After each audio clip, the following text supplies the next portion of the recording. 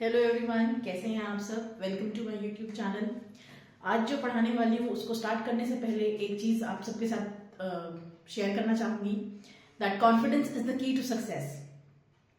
Learn करने के लिए, जीवन में कुछ नया सीखने के लिए उम्र कभी भी बाधा नहीं होनी चाहिए।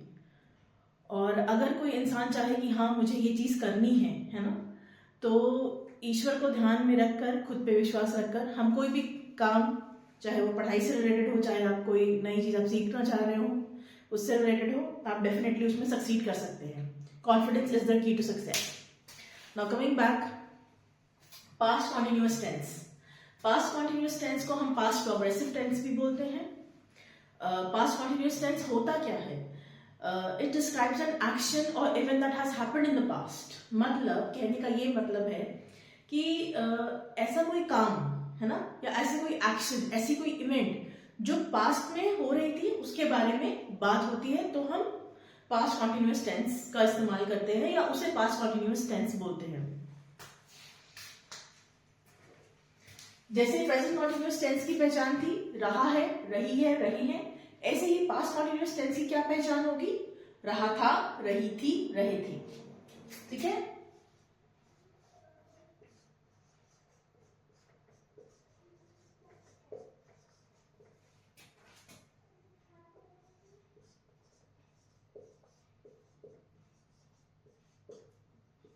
ये पहचान होती है। ठीक है। इसका स्ट्रक्चर क्या होता है? सब्जेक्ट प्लस वॉज या were, first form of the verb ing and object, remaining part of the sentence. Subject doer, was were किस किस के साथ लगता है? वॉज लगेगा ही, शी, इट, या फिर कोई सिंगुलर चीज हो, singular person, singular animal, singular thing, anything that is singular, एक है।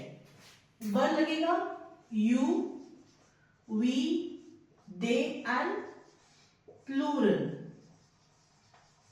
एक एग्जाम्पल से समझाना चाहूंगी आपको। मैं गाड़ी चला रहा था, है ना। ये सेंटेंस है तो अधूरा। मैं गाड़ी चला रहा था जब तुमने फोन किया, या मैं गाड़ी चला रहा था, है ना। तो अभी समझाने के लिए, कॉन्सेप्ट क्लियर करने के लिए, मैं गाड़ी चला रहा था। देखिए पहली पहचान है इसकी रहा था, यानी ये पास्ट कॉन्टिन्यूअस टेंस है। मैं हो गया आई के साथ क्या आएगा? वॉज। आई वॉज, कार चलाने को क्या बोलते हैं? ड्राइव भी बोलते हैं ना। I was driving the car. ठीक है।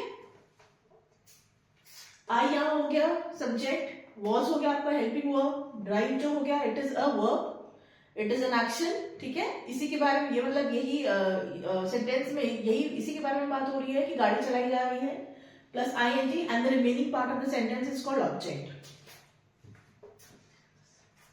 Let's take one more example. Mummy या माँ खाना बना रही थी, या नूडल्स बना रही थी, मैगी बना रही थी, तो mother was cooking food. Again very easy, very simple. The reason why I am taking such simple sentences is that you should understand the concept and doubts नहीं होने चाहिए।